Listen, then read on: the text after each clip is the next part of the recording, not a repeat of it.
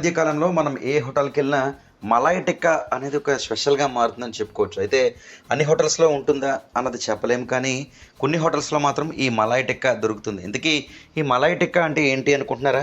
నాటి రోజుల్లో బొగ్గులపై ఏ విధంగా నాన్ వెజ్ను కాల్చి తినేవారో ఇప్పుడు కూడా టెక్నాలజీ రోజుల్లో కూడా అదే బొగ్గులపై కాల్చి నాన్ వెజ్ తింటూ ఉంటారు. ఇంతకీ ఆ నాన్ వెజ్ ఏంటి అంటే చికెన్ అండి.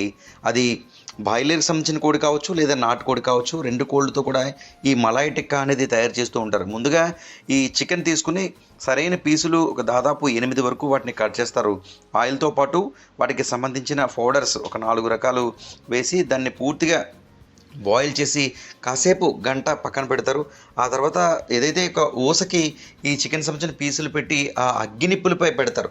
దాదాపు 20 నిమిషాల వరకు ఈ అగ్గినిప్పులకి సంబంధించిన వేడంతా తగలడంతో అదొక టిక్కాగా మారుతుంది. దాన్నే మలాయ్ చికెన్ టిక్కా అని పిలుస్తూ ఉంటారు. నోట్లో పెడితే కరిగిపోయే విధంగా ఈ మలాయ్ టిక్కా అయితే మాత్రం ఆకట్టుకుంటున్న పరిస్థితి నెలకొంది. అయితే చాలా హోటల్స్లో ఇది దొరకకపోవచ్చు. అయితే మనకి కాకినాడకి సంబంధించి విశాఖపట్నం వెళ్తున్నప్పుడు మనకి తుని హైవే మీద డీమార్ట్ సమీపంలో హాయ్ రెస్టారెంట్ అని ఉంటుంది. అక్కడైతే మనకు ఖచ్చితంగా ఈ మలాయ్ టిక్కా అయితే అద్భుతమైన టేస్ట్గా ఉంటుంది.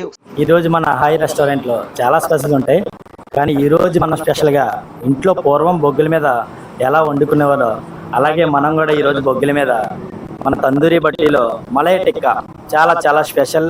ఓన్లీ లైవ్ చికెన్తో మలాయ్ టిక్కా అప్పటికప్పుడు ప్రిపేర్ చేసి ఓన్లీ బొగ్గుల మీద. చాలా మంది తందూరి గ్యాస్ స్టవ్ ఇవన్నీ గ్యాస్ అన్నీ ఉపయోగిస్తారు.